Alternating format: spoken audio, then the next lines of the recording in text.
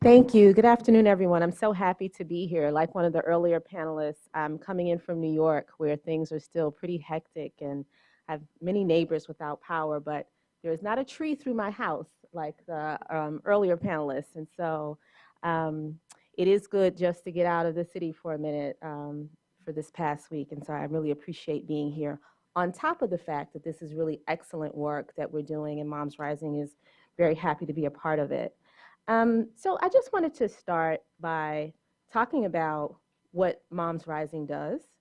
Um, Regulations is not a dirty word for us. I don't know if what he said is not as harsh compared to what we believe in and what we do. One of the things we believe at Moms Rising is that stories are powerful. We collect thousands upon thousands upon thousands of stories from our members nationwide around issues of health, economic security, issues from women across the nation, and they have a really big impact on industry, legislators, and administrators. I just want to touch on a few of those stories. Stories like one of our members, Christy from Moms Rising. When she gave birth to her first child, she planned to breastfeed. But when her son's blood sugar level dipped shortly after birth, the hospital directed her, basically forced her to formula feed. Unfortunately, the hospital's nurses and doctors didn't give her the information and the resources that she needed to be able to breastfeed. As a result, when she had her second child, she knew to find a breastfeeding friendly hospital and was able to get the help and support that she needed in order to do that. And so we collect stories from members like Christy, and we share them with other hospitals to help them change their practices and change what they do inside in their policies. Just figuring out this thing. So stories are very powerful. Not only does the research show that a single story told by a woman is more powerful than a stack of data. That's my question earlier about what pushed the envelope for many of the corporations. But we also find that it really gets leaders and the media very interested when they're able to ignore a piece of research, a report. Many times when we bring moms and we bring real stories to the Capitol or to industries, they cannot ignore them. It also gets news coverage, and we know that policymakers definitely respond to news coverage, particularly depending on how vulnerable they may or may not be. And most importantly, we find that the stories get our members energized, knowing that they're not alone in these struggles and making sure that their voice is one of millions gives them a sense of power, and it pushes them further to more action. So people start by telling their story, and next thing we know, they're ready to fly into Washington, D.C. and speak at a legislative hearing. So lots of people working together is what we found has made Moms Rising very effective. But we do more than stories. Many of you know that Moms Rising hosts a huge blog. We have about 1,000 bloggers.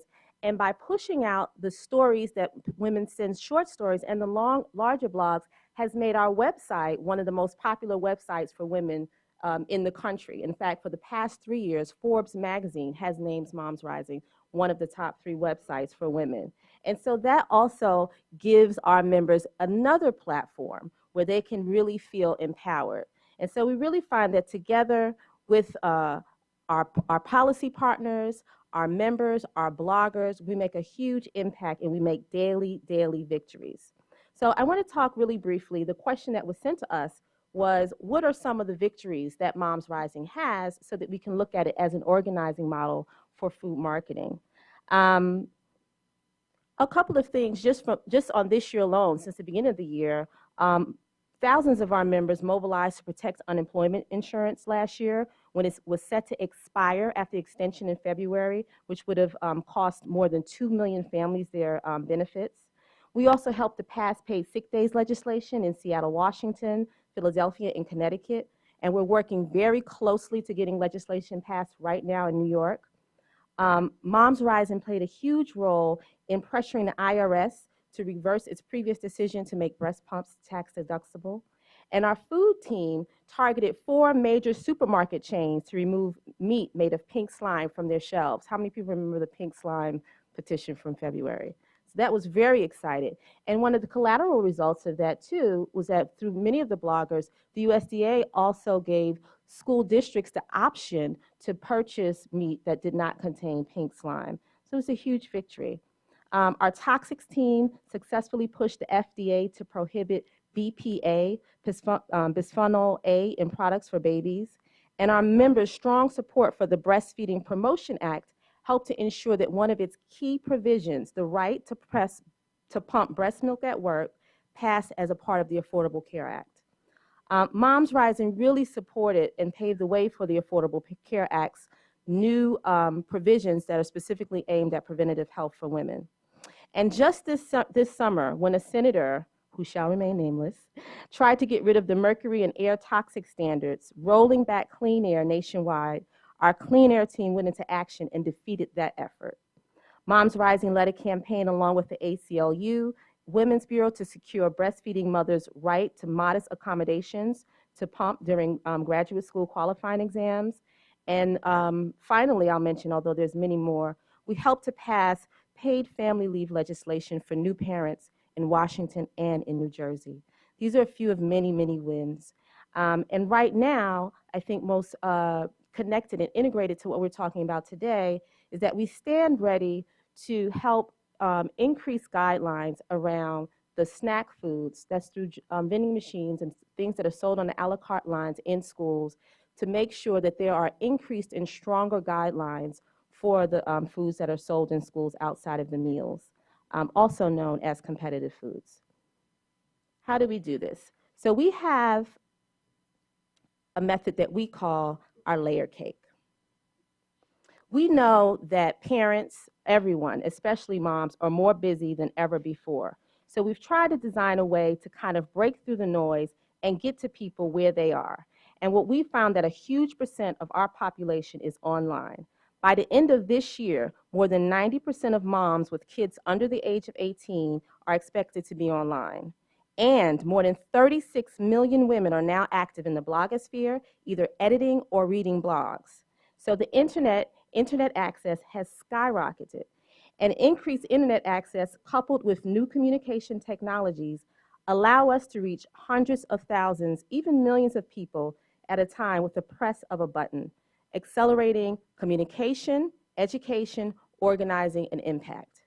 We don't do this alone. We have a very, very integrated model that we use to do this. One, we stay nimble and responsive. We may go out on a message, we may go out on an issue, and immediately, as soon as the issue hits our members, we listen. We begin to listen to the response. How do people really feel about it? And we change or alter our direction based on that response. We constantly test.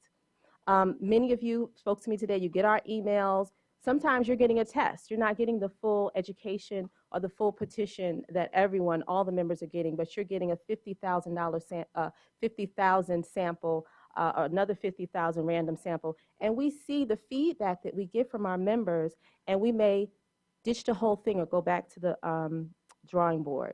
We maintain a dialogue.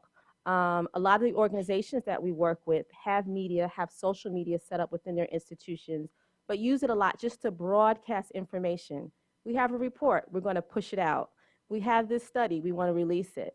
What we do at Moms Rising is we take that information and we create a dialogue through our media outlets that really get our folks not only informed but engaged. And we try to open up as many avenues of engagement as possible, because we talked about how absolutely busy everyone is.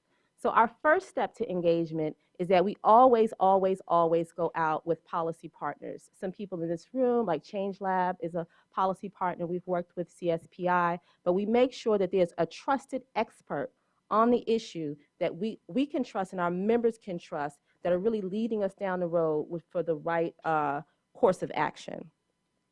The second thing we do is we find where is the basic level of entry point. What is the person who is so busy? What's the one thing that they can do that will make a difference? And so with all of our asks, we always at least design some type of one-click advocacy where someone can sign their name onto or take a quick poll. The second thing that we do is we mobilize those members who have a little bit more time to take all of the letters and all of the voices and all the stories of the members who couldn't come and to bring and to carry their stories in to state legislators, to national legislators, and to industry, a lot of times using cute things. These are apples with paid sick days messages on them, which we took to Seattle City Hall, and it was a huge success.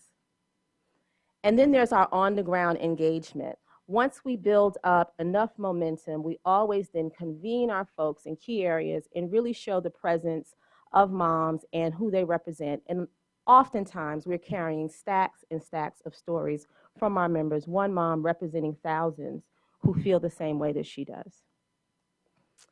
Our media, it was said earlier, we go into a hugely complicated explanation of exactly how new media and old media, the line is totally blurred. We do everything from engaging on social media to ensuring that the stories of our members are on MSNBC, CNN, on the popular sites. We have a regular column on Huffington Post, and we pull our stories and we pull the blogs from our blog to make sure that the ones that really represent the stories that need to be heard get into from the new media into the traditional media, which we all know now is the same space. So moms are networked more than ever before, and that's really what has allowed Moms Rising from 2006 to mushroom to an organization of more than 1 million members. And people are networked because they can't get together in person, right? We know that given a lot of the policies in our country, especially around mothers are on the workforce, they're also taking care of children. You don't really have time to take off in the middle of the day and go to a legislative hearing or to go speak to your council member. And so being able to provide these levels of engagement have been hugely popular with people who want to make a better world for themselves and for their families. I just want to end by saying that one of the lessons that we've learned at Moms Rising that is key is that we have to keep it fun. I've been here today, and it's been a lot of great information, and I think that it's just really important that if we want to excite people outside of these rooms where we're discussing these issues, we too have to be very, very excited. And we found time and time again that that excitement and those stories really resonates even stronger than a lot of the very important research that's there. Some of our colleagues on the earlier panel talked about what was the tipping point. That was my question. What was the tipping point? What made the change in your organization to make these improvements for the better? We believe that there is organizing too that's behind those changes, and that there's consumers who have a lot of power, and in an organizing way, they're also able to put some very, very important policies in place. Thank you, and I look forward to your questions.